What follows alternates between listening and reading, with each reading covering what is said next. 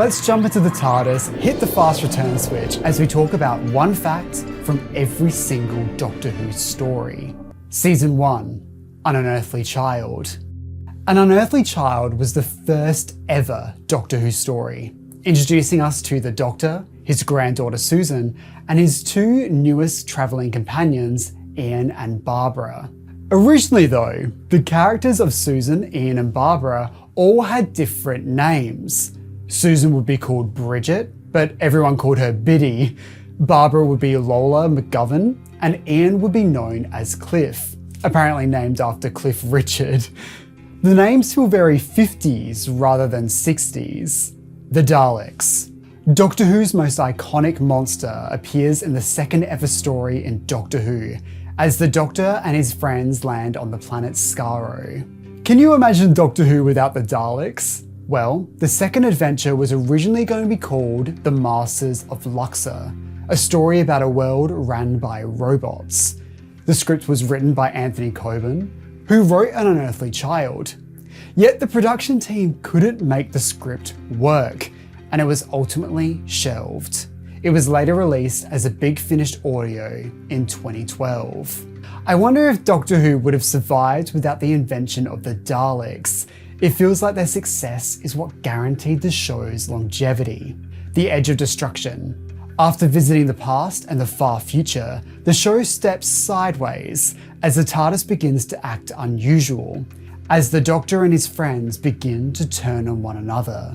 After the production of An Unearthly Child went over budget, it was negotiated that Doctor Who would only be formally commissioned for 13 episodes, meaning that after An Unearthly Child and the Daleks, there was only 2 episodes left in this order. The Edge of Destruction was to fill this tiny gap, but after the show became a massive success, more episodes were ordered. Marco Polo. The Doctor and his travelling companions meet Marco Polo on his travels throughout Central Asia. The Doctor's TARDIS is taken captive as a gift for Kublai Khan. The story is missing from the BBC's archive with no surviving footage. Many stories throughout the 1960s were erased by the BBC in order to reuse the videotape they were recorded on. Copies of these episodes were made via a film recording, but many of these prints were either junked to make room for new film prints, lost their rebroadcasting rights, or were junked. As of the making of this video, 97 episodes of Doctor Who are missing from the BBC's archive. But who knows? More could exist in private collections. The Keys of Marinus. The TARDIS lands on the planet Marinus, where they meet the Vord. The travellers are given a quest to locate 5 keys that have been spread across the planet. The Hartnell era was famous for its grueling production schedule, having between 39 to 45 episodes per season. In order to give the lead actors time off, the characters would have to conveniently disappear for a few episodes. This story was the first time we see this, with William Hartnell going missing during episodes 3 and 4. The Aztecs. The Doctor and his friends arrive in Mexico in the 15th century, and Barbara is mistaken for a god, and the Doctor gets engaged. To bring the large Aztec city on a BBC budget was an almost impossible task for the designers, who were stuck with the limitations of Lime Grove Studios. And director John Crockett and designer Barry Newbury lobbied to get the production moved to Television Centre, which had much larger studios. Verity Lambert, the producer, fought with the BBC to get Studio 3 at Television Centre and finally got approval. Unfortunately, they only got permission to film there for the first 3 episodes and returned to Lime Grove for part 4. The Sensorites. The TARDIS lands on a spaceship in the far future, where the crew are under attack by telepathic beings called the Sensorites. Russell T Davies cited the Sensorites as a major influence in the design of the Ood. There is even a reference to the Sense Sphere in Planet of the Ood, where the Doctor says the Ood Sphere is in the same star system as the Sense Sphere. I said sphere a lot then. The Reign of Terror. Our travellers land in Paris during the French Revolution, where they become involved with historical events that almost leads to the execution of the Doctor's friends. The director of this story, Henrik Hirsch, was quite inexperienced when it came to television directing, much to the disapproval of William Hartnell. Whilst episode 3 was being recorded, Hirsch became ill and didn't finish the rest of the episode. The unusual part is, no one really knows who exactly directed the rest of the episode. It has been suggested that John Gorey, who directed Keys of Marinus, took over the role, but has no recollection of doing so. It has also been suggested that it could have possibly been Mervyn Pinfield, who had also directed The Sensorites and went on to direct many more Doctor Who stories. Hirsch returned to direct the rest of the serial though. Season 2, Planet of Giants. The travellers believe they've landed in a world made of giants, only to discover that they have been miniaturized. Planet of Giants was originally written and recorded as a 4-part story, only to be edited down to only 3 episodes for broadcast. The original episode 3 and 4 were never broadcast, but the original scripts remain. For the 2012 DVD release, a photo reconstruction was created for the original 2 episodes, with William Russell and Carol Ann Ford, who played Ian and Susan, returned to record new audio, with impersonators playing the role of the Doctor and Barbara, since Hartnell and Hill had passed. The Dalek invasion of Earth. The Doctor has finally returned Barbara and Ian to Earth, but he's got the time wrong. We're in the future, and the Doctor's newest enemy has returned, the Daleks. The Doctor's granddaughter Susan departs at the conclusion of this story, and a replacement companion was needed. Originally, writer Terry Nation was to write in a new character to replace Susan called Seda. She was to hide away in the TARDIS, and at the end of the story would join the TARDIS family. The character was rewritten to be called Jenny, and Pamela Franklin was cast to play her. It was later decided not to go ahead with her character, and a new companion would be introduced in the following story. The Rescue. The Doctor, Ian and Barbara, now adjusting to life without Susan travelling with them, meets someone new, Vicky. The Rescue holds as one of the show's most watched stories of all time, including the new series. Episode 1 reached 12 million viewers, and episode 2 beat that with 13 million viewers. So if you think about it, Coquillion has more fans than the Weeping Angels. Well, not really, but we can play pretend, can't we? The Romans. Landing in ancient Rome, the Doctor and his friends enjoy a well-earned vacation. That is until the Doctor and Vicky get separated from Barbara and Ian. This is the first Doctor Who story to be written to be a complete comedy. Originally, they were going to do a parody of the 1951 film Quo Vadis, but decided against it when discovering that Carry On Cleo was going to be released at a similar time to the story and doing the exact same idea of parodying that film. Yet The Romans is still a comedy centered around Emperor Nero. The Web Planet. The TARDIS travellers land on Vortis, where they encounter gigantic insects who are being mind-controlled by the Animus. To enhance the alien nature of the creatures, choreographer Rosalind de Winter was hired to instruct the actors how the Zarbi and other aliens should move. She was given the unique credit of insect movement. Having a choreographer was unusual for the classic series, only being used in a few stories, mainly for dancing sequences. But in the new series, it was quite common to have a dedicated choreographer for all monster movements. The Crusade. In 12th century Palestine, Barbara gets kidnapped by Saladin, as the Doctor and his friends make their way to King Richard's palace. The story features the first appearance of Jean Marsh as Joanna. She would later go on to play temporary companion Sarah Kingdom in the Daleks' Master Plan, only 7 stories later. She would also go on to play Morgana in the 7th Doctor story Battlefield. This becomes a recurring element in the production of Doctor Who. Colin Baker would play a guard in the Peter Davison era, only to go on to play the 6th Doctor. Many other stars like Freema Agyeman, Eve Miles, Peter Capaldi, and even Billie Piper. So if you're on Doctor Who as a guest part, you might have a chance to take on the role of the Doctor or a companion next. The Space Museum. On the planet Zeros, a space museum stands. The Doctor and friends find the place deserted, only to find out that they've been shifted out of time. In the original script, writer Glyn Jones wrote a lot more comedic elements, which were later removed by script editor Dennis Spooner. You can see some remnants of this approach by the villains' names Morox, being a play on the word moron, and Lobos, standing in for lobotomy. The chase.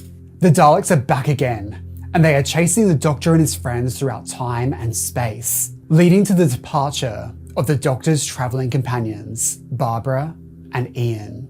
Although Doctor Who is infamous for junking many of its earlier episodes, this story is famous for saving a piece of Beatles history. In the story, the Doctor and his friends watch a Beatles performance on the time-space visualizer. The clip is taken from Top of the Pops, from an episode that was eventually junked. This is the only surviving copy of that performance.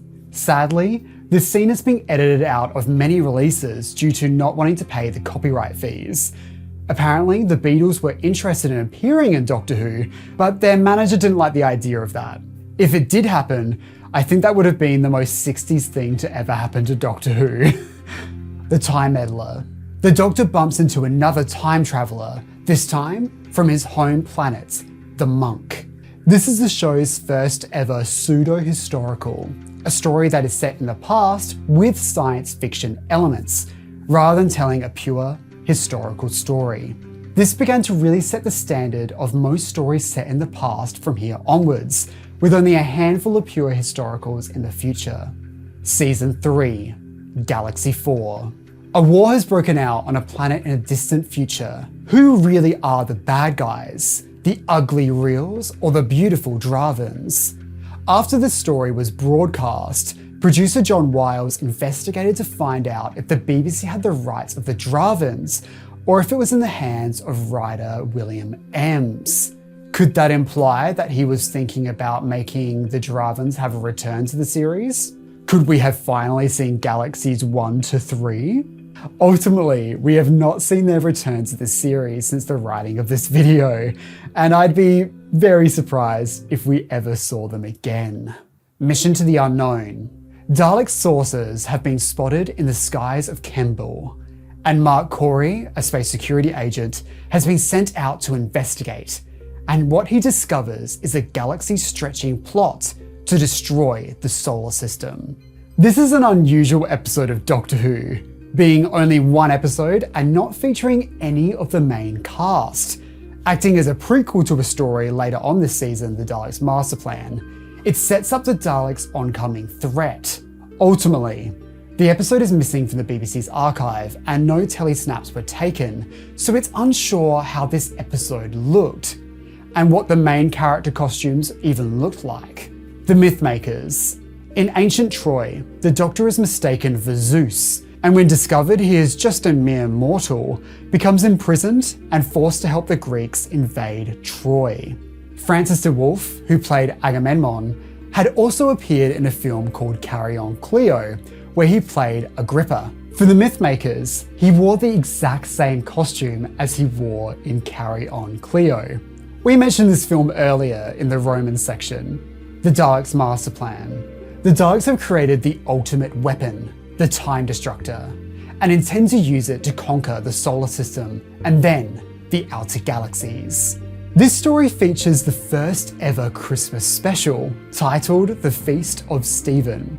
The Doctor and his friends, Stephen and Sarah, find themselves in a series of silly adventures at a police station, an old silent movie set, and finally in the TARDIS, where it ends with the Doctor wishing the viewer at home a happy Christmas. Unfortunately, this episode is most likely to never return to the archive due to it never being copied for international broadcast. Australia is the only country to have purchased broadcasting rights to screen the Daleks' Master Plan, but left out Feast of Stephen since it wouldn't have been broadcast at Christmas time. We're very lucky that we have off-air audio recording and also some off-air photographs, so it can be somewhat remembered. The massacre. The Doctor and Stephen become separated in 16th century France during high tensions between the Protestant Huguenots and the Catholics. In this story, William Hartnell plays a second role as the Abbot of Amboise.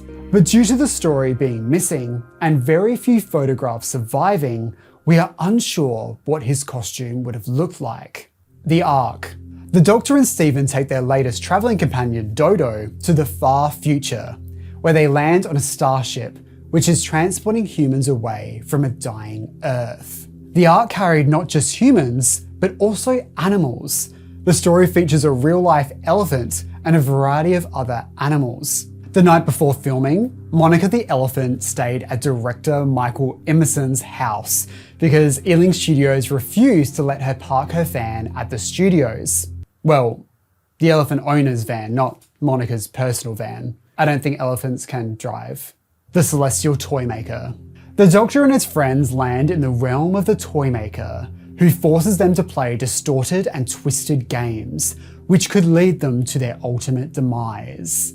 Peter Purvis, who played Stephen Taylor, often tells a story at conventions that he took the Trilogic game prop home with him after filming, and after leaving the show, he found it difficult to find work.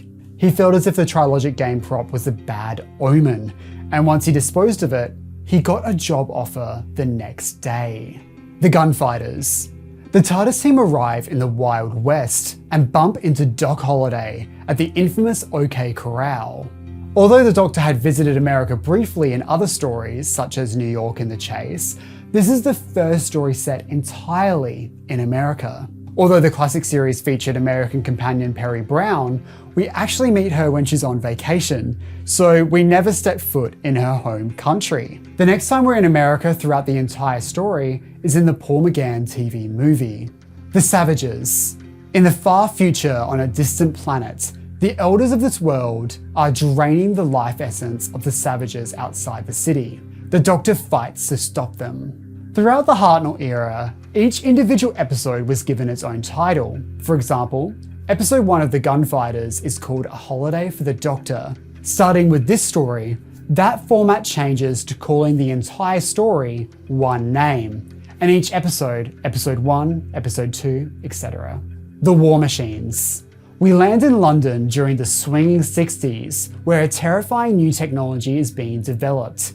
A machine that links all computers together like some sort of World Wide Web. This machine, called Votan, is planning to take on the world with its dreaded war machines.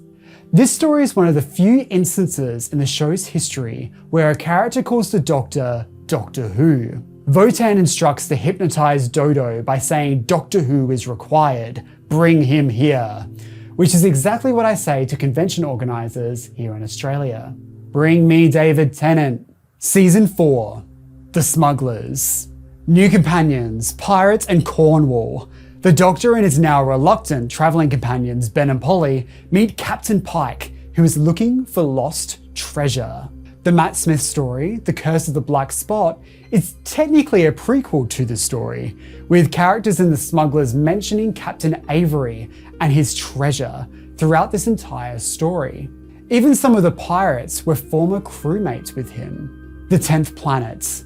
The Doctor encounters one of his greatest adversaries for the first time, the Cybermen, a race of once human-like people who slowly converted themselves into machine. Luckily, episodes 1 to 3 of the 10th Planet survive, but unfortunately, episode 4, arguably the most important episode and a monumental episode in Doctor Who's history, is sadly missing. Also during episode 3, William Hartnell was unwell and couldn't make it set. Therefore, the last surviving episode of his era doesn't even feature him in it.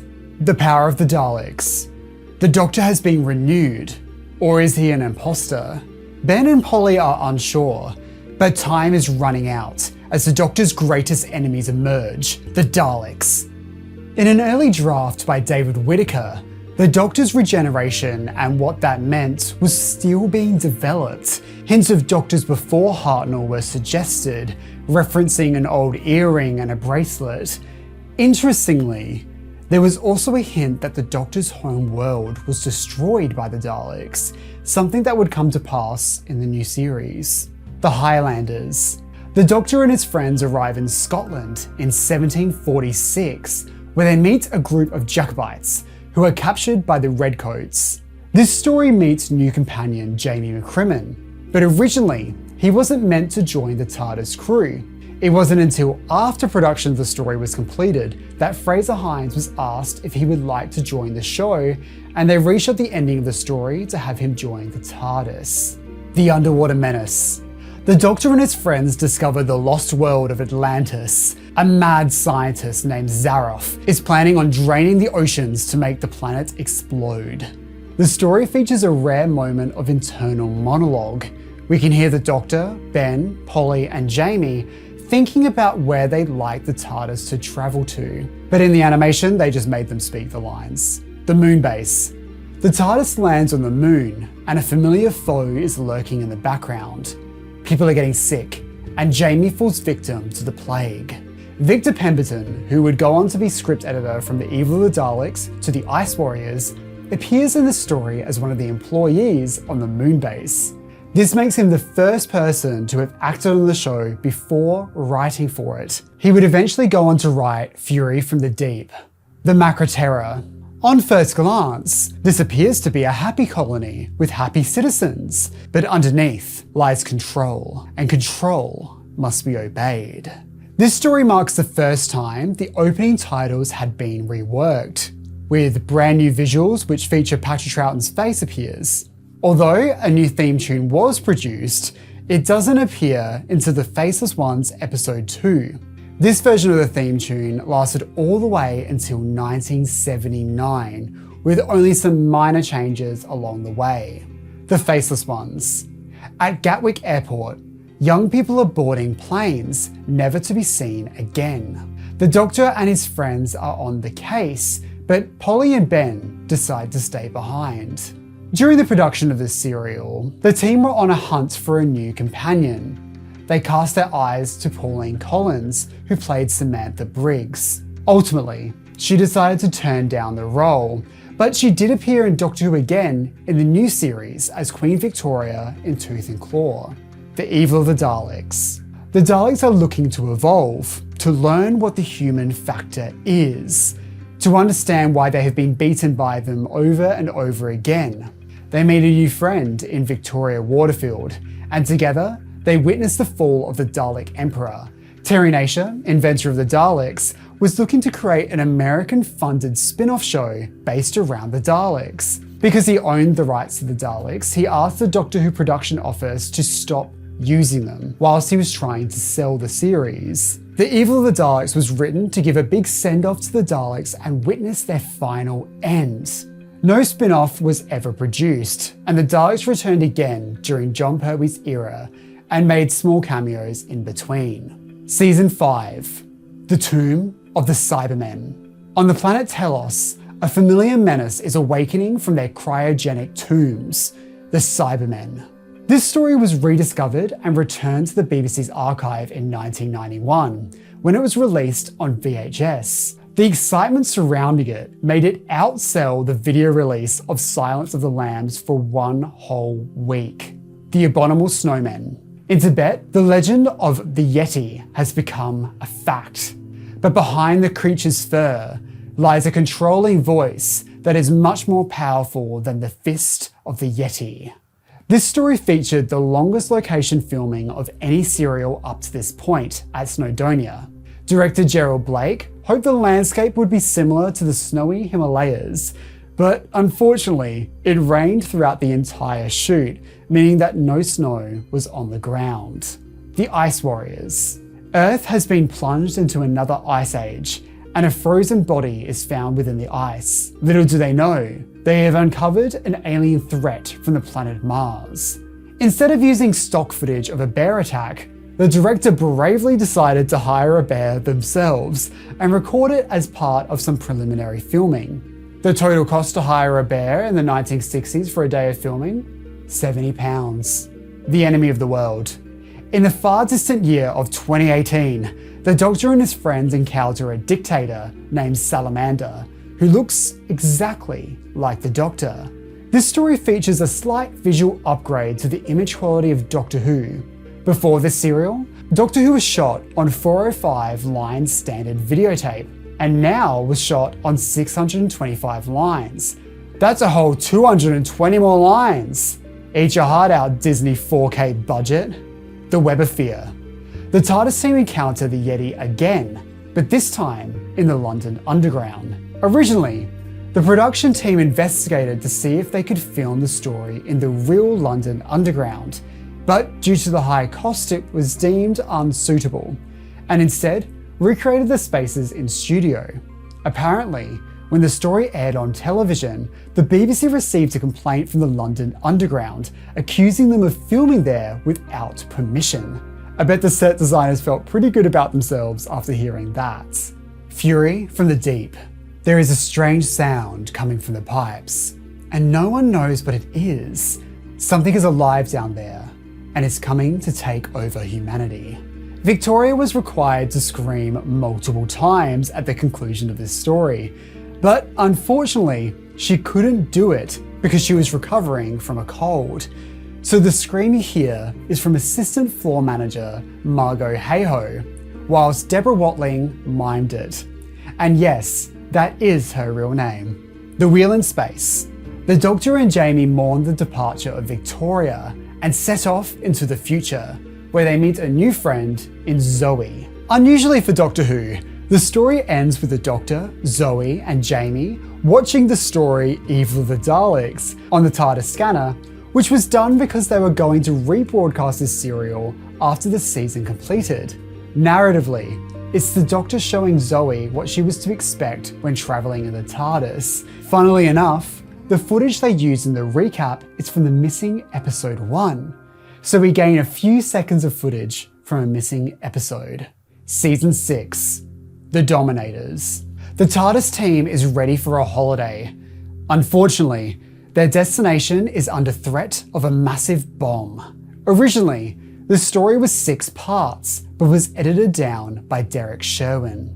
The original writers, Mervyn Haseman and Henry Lincoln, who wrote The Abominable Snowman and Web of Fear, were displeased with the re-edits and asked for their names to be removed from the story. The Mind Robber. The Doctor and friends arrive in the land of fiction and find themselves surrounded by fictional characters. The danger is very real though. Can they escape back to their universe?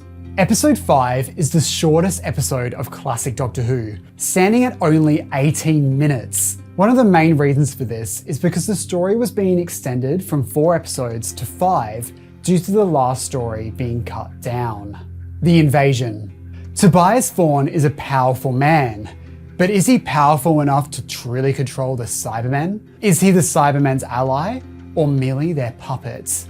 This story is the only 8-part serial in the entirety of classic Doctor Who, but originally it was conceived to be a lot shorter. But when the next planned serial, The Dream Spinner, fell through, this story was expanded. I think it's pretty safe to say that season 6, behind the scenes script-wise, really struggled in the production process. The Crotons. The Crotons are draining the mental energy of the Gons, with the hope they will help them rebuild their bodies. The execution of the design of the Crotons was in the hand of Jack Lovell Limited. Unfortunately, they constructed the creatures at the wrong scale. They were given a skirt in order to cover the operator's legs. They were yet another attempt to replace the Daleks, which didn't quite catch on, let's just say that. The Seeds of Death. The Earth's moon has been taken over by yet another force, this time the Ice Warriors. Wendy Padbury was really taken with her costume in this story that she asked to keep it. The BBC made her pay before filming, and by the time the story was over, it was destroyed by wet paint. The Space Pirates. The TARDIS team land in a space beacon in the far future when it is attacked by pirates. Space pirates. This is the final Doctor Who story that has missing episodes. Some of Jon Pertwee's stories are missing their original tapes, leading to lesser quality copies, but they are still watchable. The Space Pirates Episode 2 is the only surviving episode of the serial, making Episode 6 the latest missing episode. The War Games. The Travelers arrive in World War I. Well, they think they have. In reality, they have landed in the domain of the Warlord. The story is the first time we hear the term Time Lord, and it's the first time we see the Doctor's home world. Not yet christened Gallifrey, the Time Lords seem a lot more powerful, even godlike. During the regeneration, we don't see the changeover to Jon Pertwee, since the final casting hadn't been made by the time that the pre-filmed inserts were recorded. Season 7. Spearhead from Space. The Doctor, recently regenerated, is exiled to Earth as a threat from beyond the stars rains down on the planets.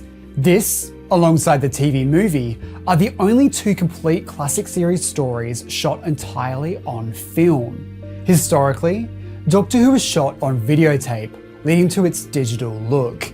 They would typically only shoot on film if they were on location, but due to a strike, they were forced to shoot the entire serial on film on location. The Silurians. Beneath the Wenley Moor Nuclear Research Facility lies an ancient civilization which is beginning to awaken from their slumber. The Silurians.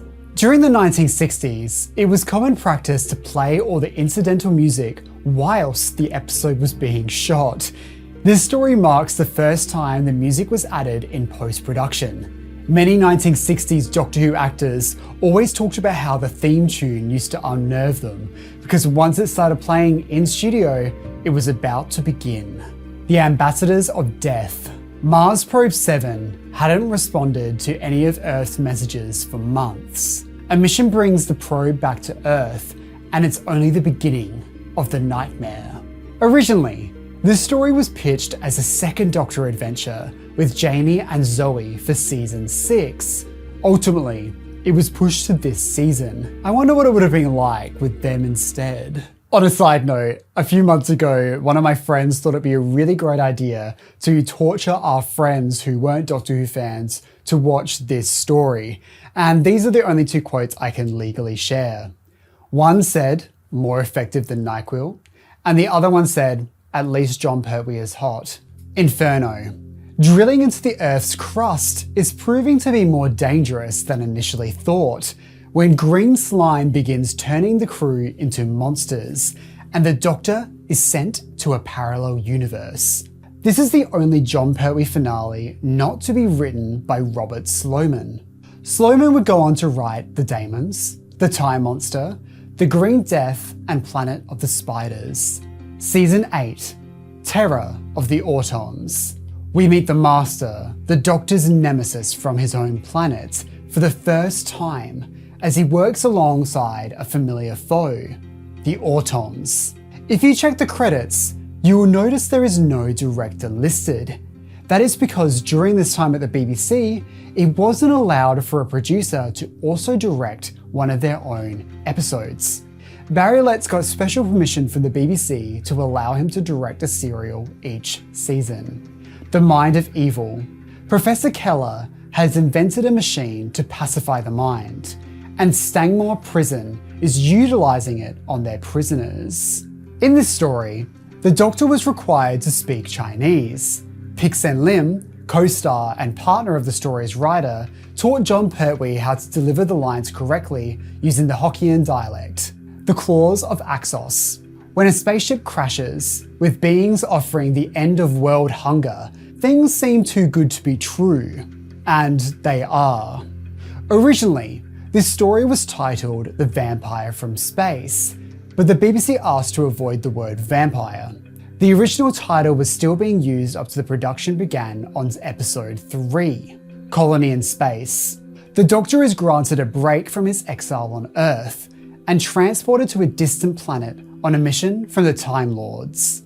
Head of drama serials, Ronnie Marsh, objected to the idea of Susan Jameson playing the role of Morgan. He believed the idea of a dominating woman would come across as sexual.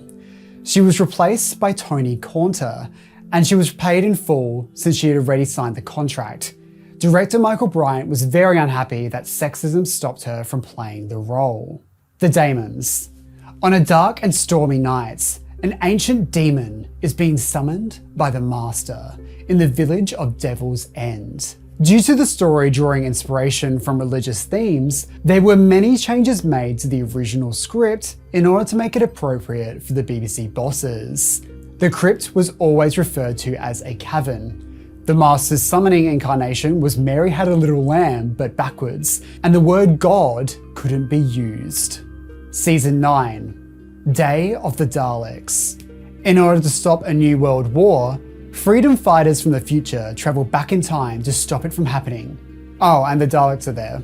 The Daleks' last proper appearance outside of cameos was in Evil of the Daleks. In that story, the Daleks are tired of humans beating them, so attempt to find the human factor. Once they found it, it led to their destruction. Originally, Day of the Daleks was to have a scene where the Doctor and the Daleks discussed this and how they destroyed the human factor from affecting the Daleks, but was cut due to time. The Curse of Peladon. On the planet Peladon, the Doctor and Jo find themselves in a high-tension situation with the Galactic Federation. No new Ice Warrior costumes were produced for this story. By some luck, the original costumes from the Ice Warriors were still intact. The Sea Devils. The Master is imprisoned, or is he? Meanwhile, creatures from the deep are rising to take back their land. Originally, the Doctor was to arrive at the prison via water skis, which would have been an incredible visual, if not completely ridiculous. But due to poor weather conditions, this was discarded. The Mutants. The Time Lords have sent the Doctor on yet another mission to deliver a message that will change the world of Solos. This is not the first Doctor Who story to be given the title The Mutants. The first ever Dalek serial has also been known as The Mutants. The Time Monster. The Master is developing a device to bring Kronos into our universe and use its power for evil purposes. The TARDIS interior got a slight rework for this story, where the roundels were given odd bowls attached to them. The design did not return to the program, down to the prop becoming damaged and also the producer not liking the design. Season 10. The Three Doctors. The Doctor encounters his greatest enemy yet, himself. The first three Doctors must come together to battle the ancient Time Lord Omega. Originally, second Doctor companion Jamie McCrimmon was supposed to appear and even have a romance subplot with Jo Grant, but his work on Emmerdale prevented him from appearing. There were even plans to film a short cameo of him in the TARDIS, bringing the second Doctor back to his original timeline, but that was eventually scrapped. Carnival of Monsters.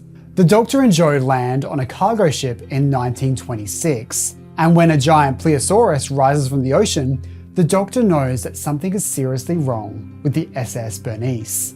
In episode 1, when the TARDIS arrives in the cargo hold, the Doctor and Jo encounter some chickens.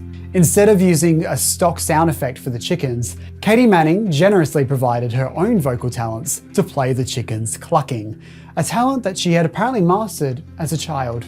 Frontier in space. Tensions between Earth and Draconia have reached a fever pitch, but can the Doctor and Jo reveal the true menace driving the conflict before it's too late? This story brings back the Ogrons, who work for the Master. But originally, there were plans for the Master to work with the Cybermen, yet this was only in the original concept stages.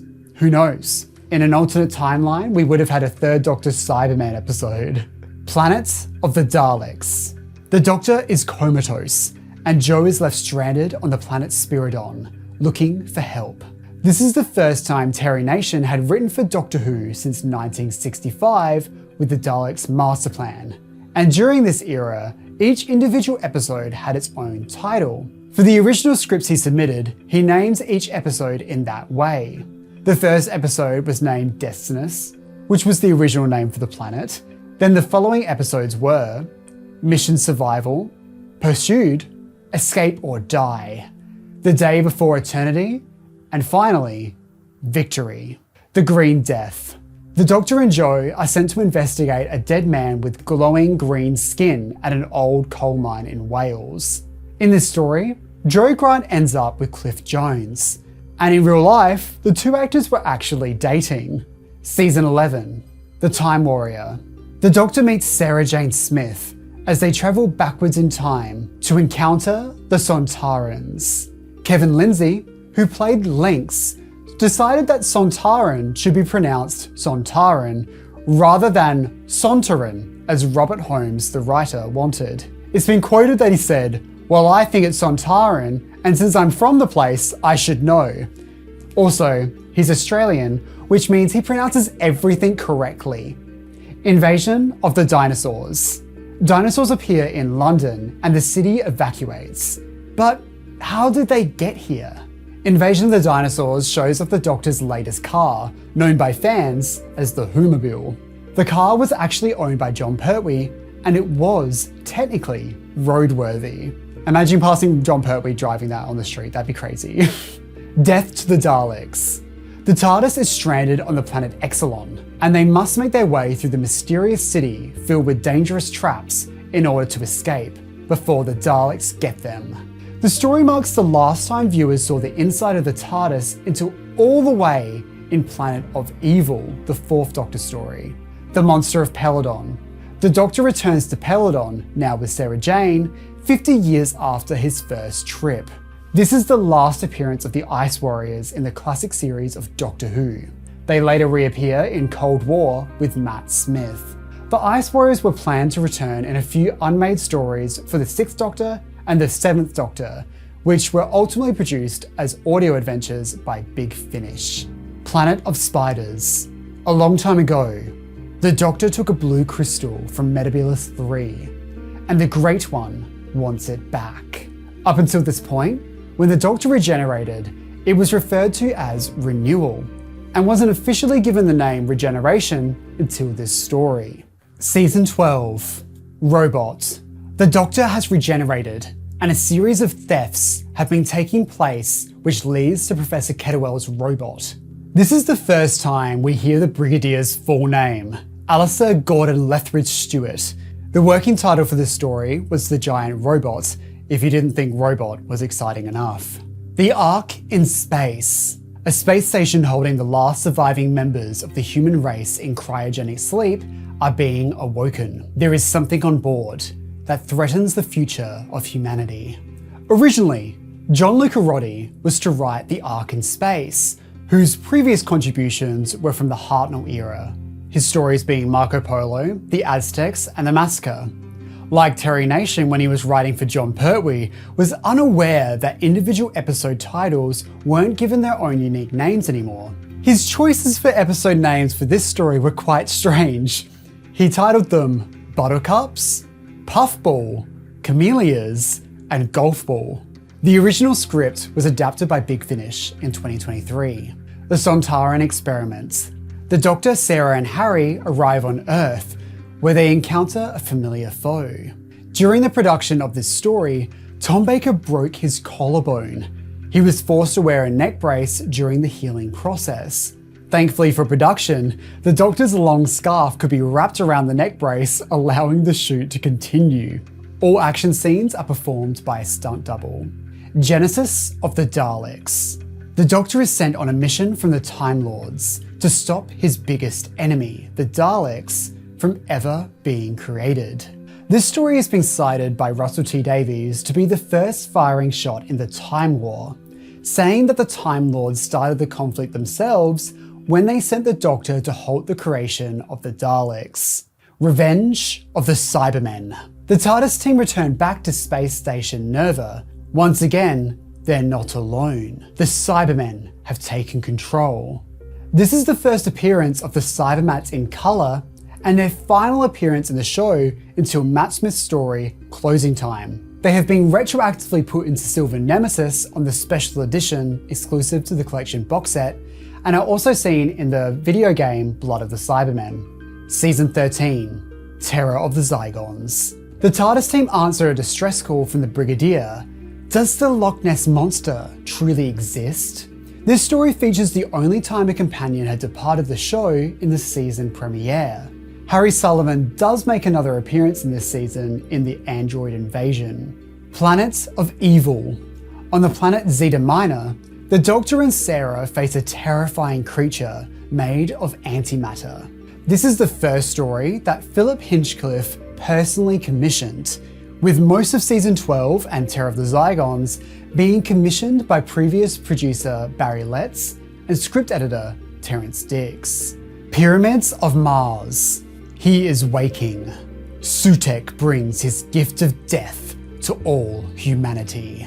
This is the first time since The Enemy of the World where we visit somewhere on Earth outside of the UK. We see scenes of Egypt throughout the story, and the Enemy of the World visited Australia. The android invasion. The Doctor and Sarah arrive in a deserted town. Something is definitely wrong in Devonshire. This is only the second time Terry Nation had written a story for Doctor Who that didn't feature the Daleks, the first being the Keys of Marinus. The brain of Morbius. The Time Lord Morbius needs a new body, and the scientist Solon has his eyes on the Doctor's. This story has become more topical in recent years when the idea of pre-Hartnell Doctors were discussed in The Timeless Children. In The Brain of Morbius, the Doctor and Morbius have a mind battle where the other faces of the Doctor appear, played by members of production. In The Timeless Children, this scene is shown to demonstrate these as pre-Hartnell Doctors, further clarifying producer Philip Hinchcliffe's original intention. The Seeds of Doom. An alien pod is found in Antarctica, and it's alive. It has the ability to grow over and infect human beings. This is the last story to feature UNIT until the 7th Doctor story, Battlefield. Originally, Nicholas Courtney was asked to return as the Brigadier in a small capacity, but was on tour and couldn't commit. In the story, they say that he is busy in Geneva. Season 14, The Mask of Mandragora. The Doctor and Sarah are transported to 15th century Italy when the Mandragora Helix traps them. This story features a brand new exterior prop for the TARDIS, retiring the previous prop that had been in use since 1963. Although the original prop had been altered over the years, it was still at its core the same prop used by William Hartnell all the way back in An Unearthly Child. The Hand of Fear. The Doctor and Sarah become trapped in an explosion in a quarry. Under the rubble lies a hand, and it's alive. Originally, Sarah Jane's departure story would have featured her being killed off. Thankfully, that didn't occur.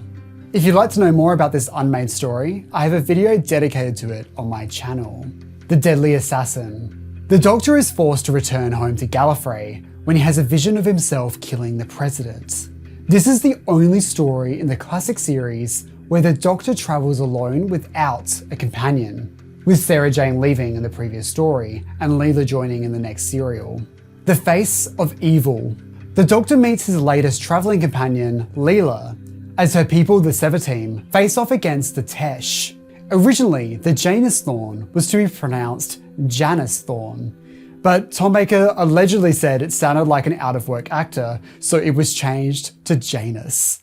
The Robots of Death.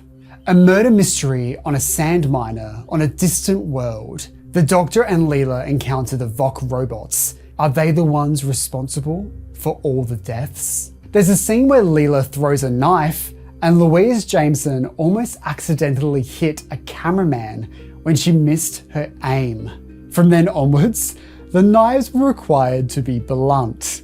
The Talons of Weng Chiang. The Doctor and Leela arrive in Victorian London, where they face a murderous ventriloquist dummy.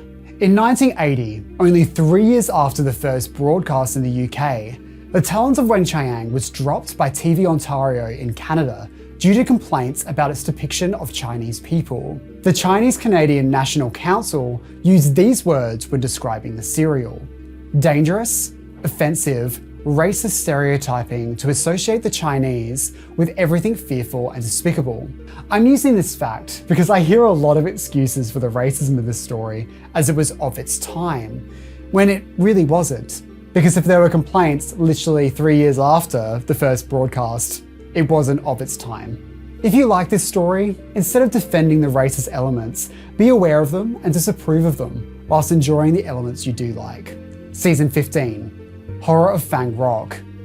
In an old lighthouse on Fang Rock, a creature from another world is creeping the staircase looking for its next victim.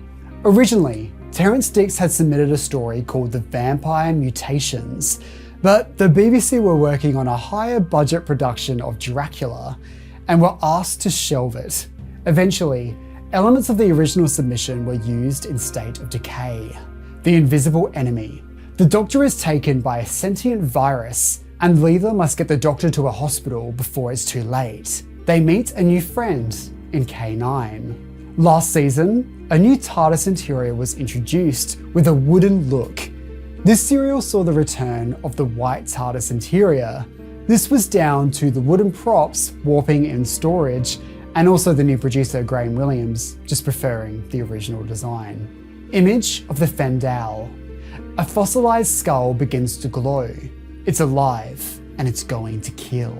K9 barely appears in this story due to his addition to the program being a last-minute decision, when the producers thought he'd make a great member of the TARDIS team during the production of the previous story. The Sunmakers. In the far future, the planet Pluto is a new Earth colony. Beneath the city, rebels are working together to overthrow their oppressors. Robert Holmes was angered by the UK tax authorities when he wrote the story and had that in mind. Underworld. The Doctor and Leela encounter the Minions. No, not the Minions, the Minions. As they go forward on their quest to find a genetic bank that will ensure the future of their species. This story struggled with financing, with discussions talking about cancelling the story altogether and moving the budget into the finale, The Invasion of Time. Graham Williams eventually said to go ahead with the production. In order to save costs on building sets, much of the story is filmed on green screen. The Invasion of Time. The Doctor arrives at the Citadel on Gallifrey and demands to be crowned president. Leela is confused as to why the Doctor is acting so strangely. Roden is the first female Time Lord viewers have seen since Susan Foreman departed in the Dalek invasion of Earth. Up until then, all Time Lords were played by men. Season 16, The Rebos Operation. The Doctor is sent on a mission from the White Guardian to restore the key to time.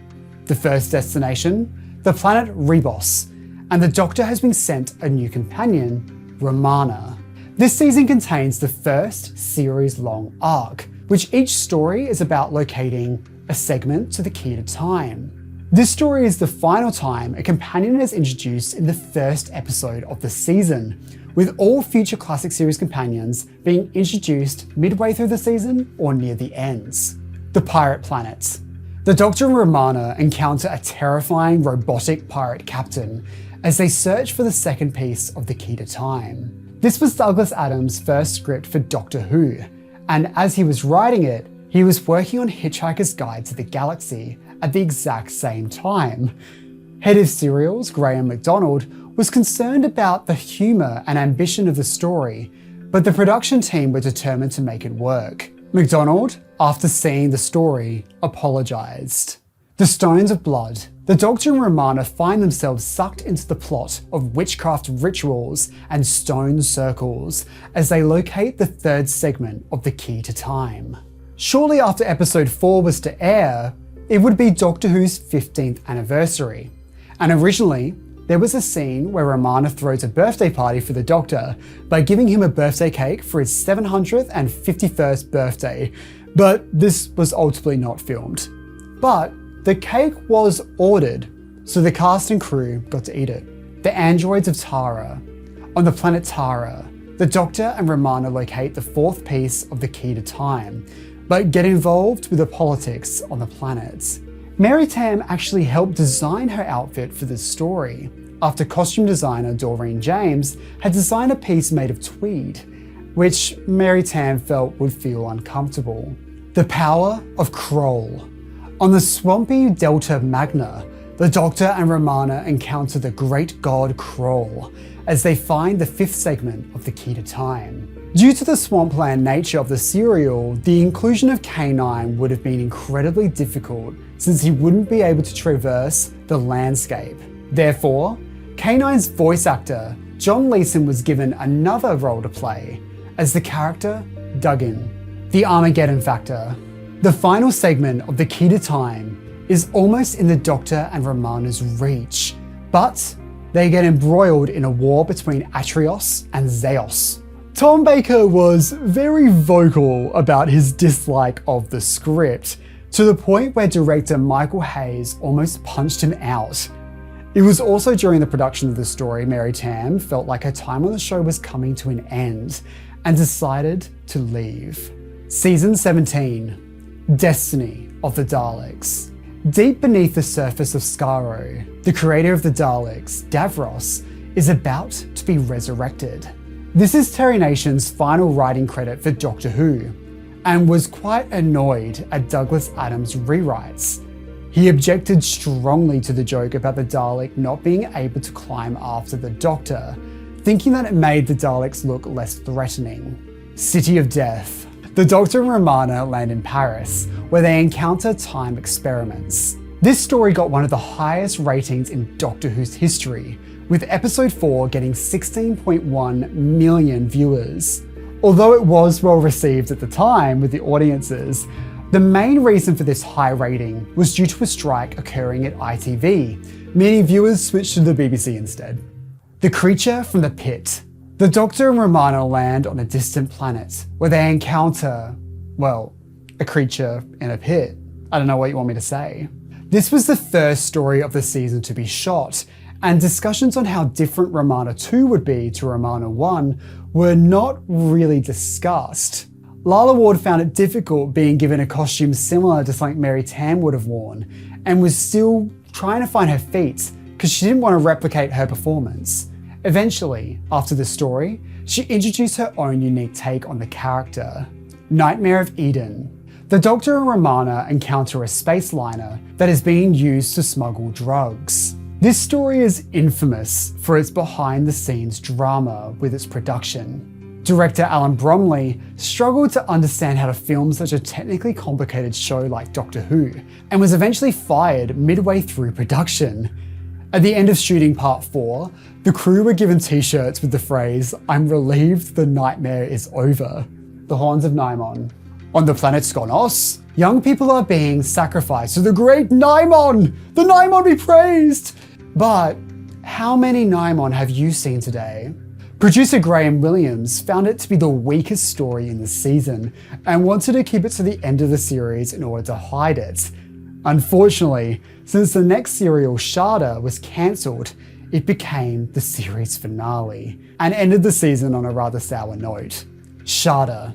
The Doctor and Romana visit an old friend, Professor Chronotis, but are interrupted by an evil scientist named Skagra, ultimately leading to a confrontation on the Time Lord prison, Sharda. Sharda was unfortunately never completed due to strikes at the BBC. Some scenes were shot, primarily a lot of location footage, and scenes within Professor Chronotis' office. Over the years, fans in the BBC have attempted to complete the story, from an 8th Doctor audio adaptation, a fan-made animation, and eventually an official BBC animation. And because of the official animation, I've included it in this list. Season 18, The Leisure Hive. The Doctor and Romana intend on having a well-deserved holiday, but unfortunately find themselves at the mercy of the Vamasi. Did somebody just mention Vamasi? Tensions on set were at a fever pitch yet again when Tom Baker and Lalla Ward's love affair was on the rocks. There were many points where they refused to talk to each other. This story is the beginning of John Nathan Turner's reign as producer, and many radical changes to the show's look and feel begins here. Megalos. The Doctor and Romana encounter Megalos, a being who looks like a cactus, that can transform their body to look like other people. This story features the first use of scene sync, which was a motion tracking technique that was used to match camera movements of green screen footage and model shots. This way, both cameras would move in tandem, making it for a more convincing look. Full circle. The Doctor and Romana meet Adric on the planet Alzerius as they encounter the Marshmen. Writer Andrew Smith was only 17 years old when he wrote this story and was a lifelong Doctor Who fan, and still is. He was the youngest writer in the entire classic series. State of Decay. The Doctor and Romana and Adric land in a town seemingly ran by vampires, but things aren't what they appear. Tom Baker was at his least cooperative during this story. He wasn't on speaking terms with Lalla Ward. He told Matthew Waterhouse to piss off and argued at length with director Peter Moffat. During this time, he was quite unwell, having lost a lot of weight and his natural curly hair. After a lot of resistance, he finally got medical help and begun to improve. Warrior's Gate. A gateway offers an exit from E-Space for the TARDIS travellers, and they must find a way through it. Lalla Ward found her departure to be a bit abrupt and wasn't a big fan of her final scene, but she was glad that her character wasn't killed off. The Keeper of Traken. On the planet Traken, a strange statue appears, but it holds a dark secret, which the Doctor knows only too well. This story is the last time we have a TARDIS team comprised completely of non-humans for the entirety of the classic series. From here onwards, the Doctor travels with at least one human, Logopolis. The Doctor notices a figure in the distance watching him. It's the end for the Doctor, but the moment has been prepared for. The production team were concerned that the departure of Tom Baker's Doctor, who had been on viewers' screens for 7 years, might find it hard to adjust to a whole new cast. It was suggested that either Sarah Jane or Leela should return in order to bridge the gap, but ultimately decided against it. Season 19, Castrovalva. The Doctor's regeneration is off to a rocky start as they head to the planet Castrovalva in order to heal the Doctor. This is the first time that the credits list the actor playing the Doctor as the Doctor. Previously, they were credited as Doctor Who. 4 to Doomsday. The travellers land on a spaceship populated by people from different time zones and places from Earth. This was the first full-length Doctor Who story that Peter Davison filmed. This was for 2 reasons. 1, his original opening story was shelved and a new story was to be written. And 2, it gave Davison a chance to get into character. Kinder. On Devaloka, the Mara takes over the mind of Tegan. This story does not feature Nyssa throughout the entire story. There are a few conflicting accounts for this. One account says that she wasn't cast when the script was being written, therefore they had nothing for her to do. And another account by Sarah Sutton said that she was only ever contracted for 24 of the 26 episodes anyway, so it was planned from the start. Maybe there is truth in both statements. The Visitation. The Doctor misses Heathrow Airport yet again. Well, the location is right, but not the right century. Meanwhile, an alien threat is on the loose, the Pteroleptals. Eric Sayward has written many stories for the TV show that usually feature returning villains such as the Cybermen or the Daleks, but this story is the only one where he didn't write a recurring villain. Black Orchid. The travellers arrive in the 1920s when they encounter Nyssa's doppelganger and have to solve a murder. According to Peter Davison, the story was originally written as a generic murder mystery plot that was retrofitted to be a Doctor Who story by writer Terence Dudley, which would explain why it kind of lacks some of the typical Doctor Who elements. Earthshock. The Earth is threatened with its final destruction before it's even become the world we know today. This is the only time in Doctor Who's history where the end credits are presented without any music accompanying it. Time Flight. The Doctor finally gets Tegan back to Heathrow, but does she really want to be left there? This story is heavily disregarded by modern day fandom, but for voters of Doctor Who magazine issue number 69, ranked it as the 4th best story out of the season. But over the years, fan opinion has plummeted, with it ranking as low as number 237 out of 241 stories in 2014's 50 Years poll. Season 20, Arc of Infinity. An ancient evil of Gallifrey has returned, and the Doctor must stop him. This story features Colin Baker as Commander Maxwell.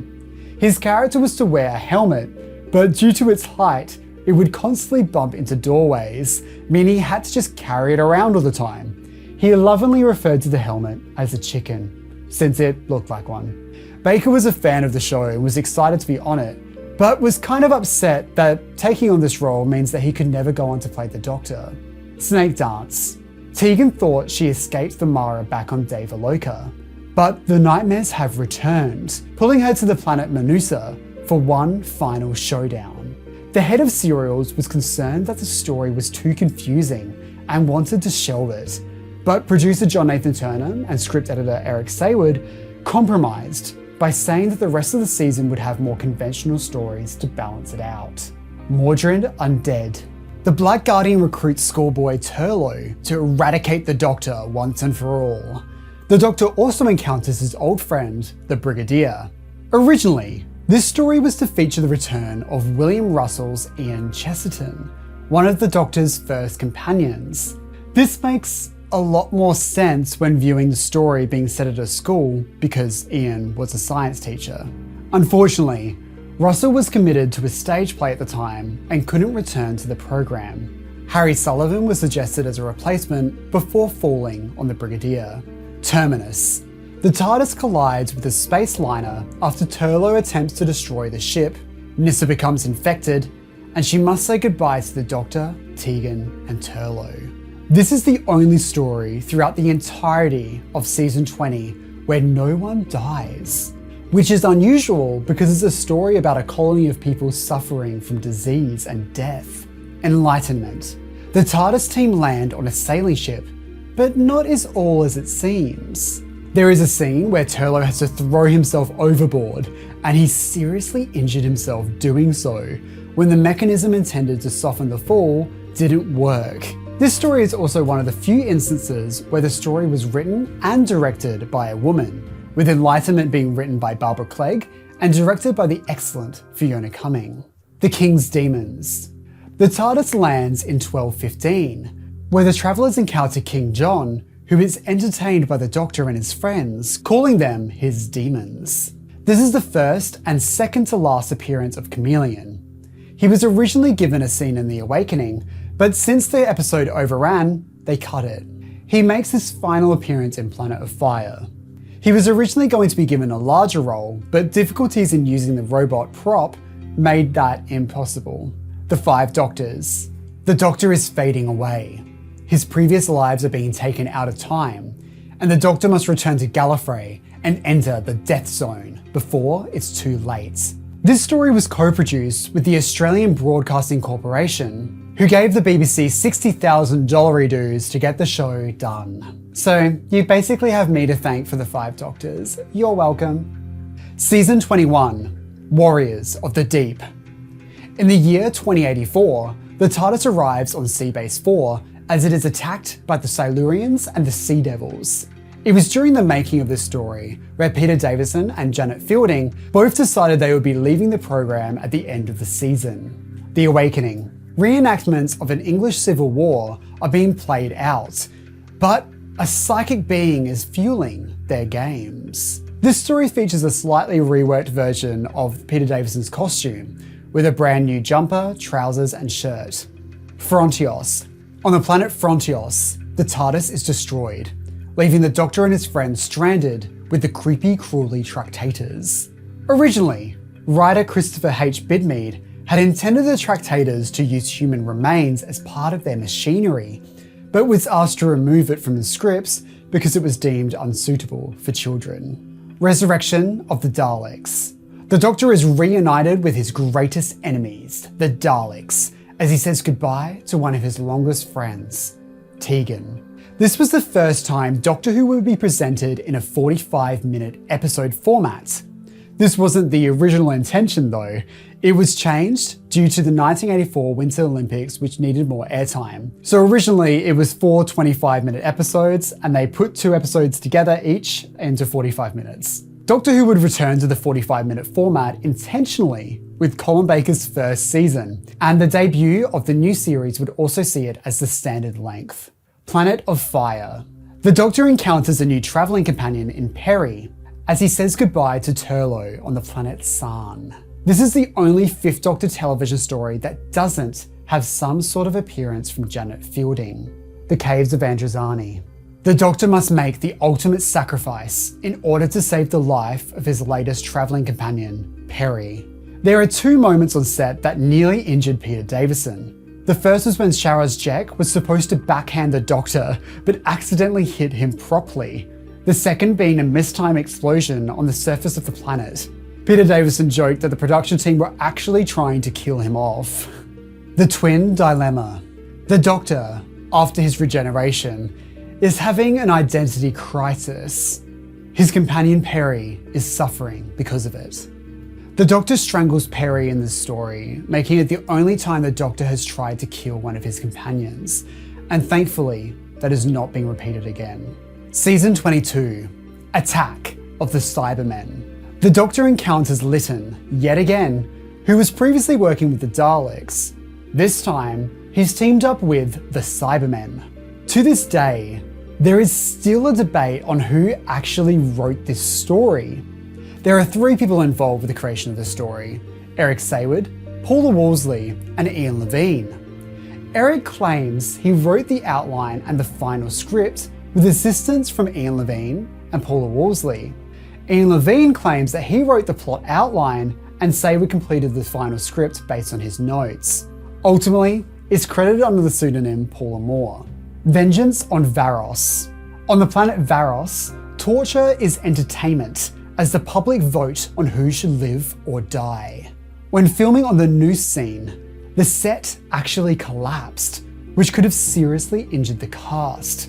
And thankfully, no one's heads were in the nooses. The Mark of the Rani.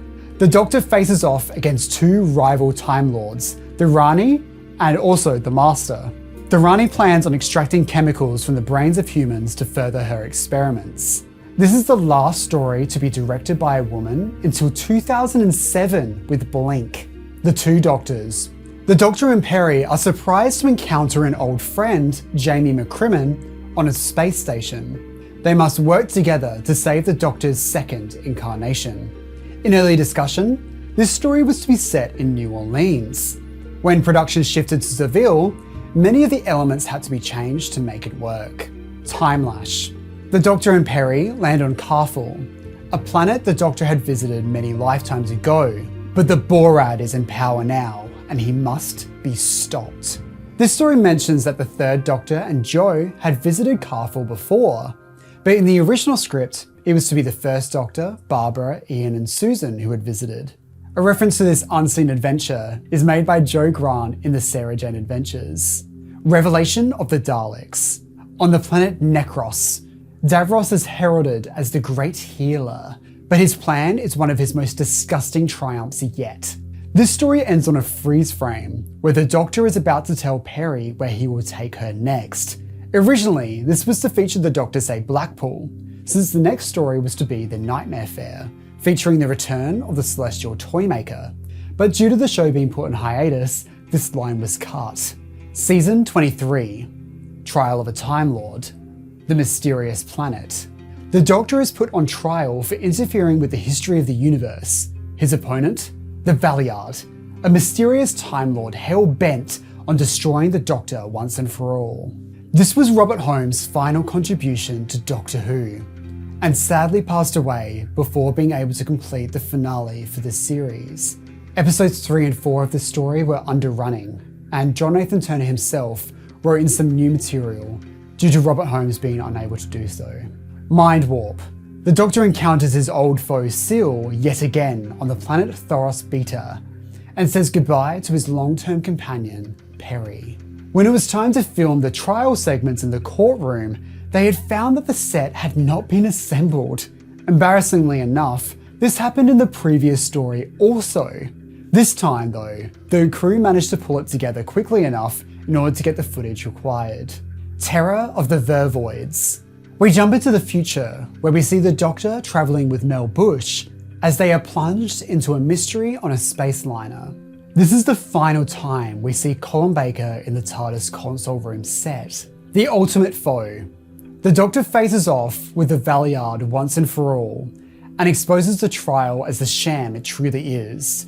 This story, unfortunately, is an abrupt end to Colin Baker's era on Doctor Who, as he was fired after this season. He was asked if he would like to return for a 4-part regeneration story in the next season, but he declined due to having to promote the show for another year when only appearing for one story. Eventually, he got a regeneration story as a Big Finish audio titled The Last Adventure, which I animated myself if you want to sync the audio up with it. Season 24, Time and the Rani. The Doctor has regenerated and encounters an old rival, the Rani, on the planet Lacertia. Originally, this story was to be written as a regeneration story for Colin Baker, with him leaving at the ends. It was quickly rewritten to be a 7th Doctor introduction story, which I find very confusing. I don't know how this story would have worked as a regeneration story, but Paradise Towers. The Doctor and Mel arrive at Paradise Towers, but this apartment complex isn't exactly paradise. Freelance music composer David Snell was contracted to score the program, but John Nathan Turner decided to reject it, saying it was far too repetitive. Kev McCulloch was his replacement. Delta and the Bannermen. Mel and the Doctor decide to go on vacation to Disneyland, but end up at a less exciting holiday camp in Wales. Bonnie Langford was looking to leave the show, and the character of Ray was considered to be her replacement. In the end, it was decided that Mel would leave at the end of the season, rather than during the story, and elements of Ray's character would be incorporated into the character of Ace. Ray would later make an appearance in Big Finish audios, because everyone ends up there. Literally everybody. Dragonfire. On Iceworld, the Doctor and Mel meet a new friend in Ace as they hunt for treasure protected by a dragon. This story is infamous for depicting a real-life cliffhanger, when the Doctor hangs off the side of a cliff. In the broadcast episode, the Doctor seems to do this for absolutely no reason, but in the script, the Doctor was supposed to meet a dead end and have no other choice but to mount the cliff. It's all very odd. Season 25, Remembrance of the Daleks. The Doctor finds himself back at Coal Hill School after a very long time. His greatest enemies, the Daleks, are in the middle of a civil war. In episode 2, Ace turns on the television before leaving the house, where the BBC announcer announces a new science fiction television series and is about to say Doctor Who, but cuts off just after Doc.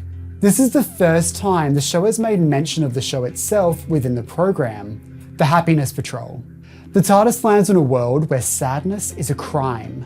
Everyone must be happy all the time or face incarceration, or worse, the Candy Kitchen. During the Hartnell era, a story was pitched with the plot inverted, where it was a crime to be happy and you were forced to be serious. The story was titled The Jokers. Silver Nemesis. 3 opposing enemies all want Nemesis, and the Doctor must stop them.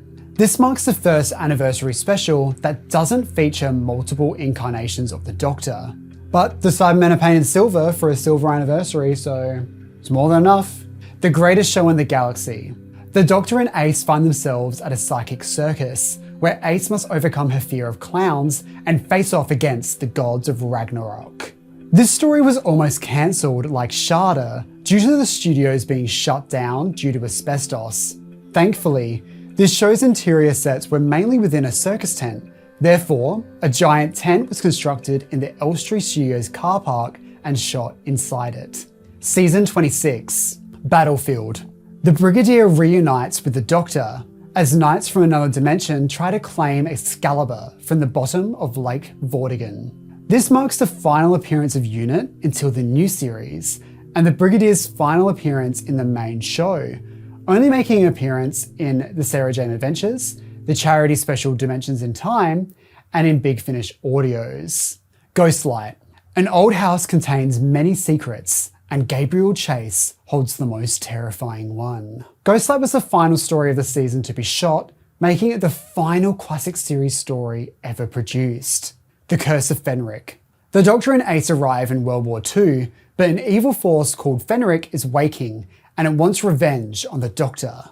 This story overran so much The production team considered making it a 5-part story, but it was ultimately decided that it would ruin the flow and was condensed. It would eventually get a feature-long special edition for home media, which presents the story in full. Survival. The Doctor takes Ace home to Perivale, but things have changed a lot since her last visit.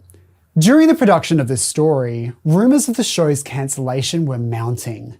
Eventually, it was decided that Andrew Cartmel would write a voiceover monologue to end this episode on, which had a much more satisfying conclusion to the show. This monologue was recorded on November 23rd, 1989, exactly 26 years since the first episode was broadcast. The TV movie. The Doctor is reaching the end of his 7th incarnation, and a freshly reborn 8th Doctor must face against his arch nemesis, the Master. Originally, there were discussions for Ace to appear, according to Sophie Aldred, but they thought it was difficult enough explaining the 7th Doctor, let alone a companion. And there we go. That's one fact from every single classic series story of Doctor Who. I hope there's a few facts in there that you haven't heard of before. I found some ones that really surprised me when researching. Let me know your favourite Doctor Who fact below. It doesn't need to be one that I just mentioned, just any old fact. Chuck in the comment section below. Try and surprise me. Anyway, I'm gonna go now. I've been recording for what feels like 20,000 years and my voice is killing me. So I hope you have a really nice day and I will see you some other time. Bye. Okay. Don't forget to click below to subscribe to the official Josh Snares YouTube channel.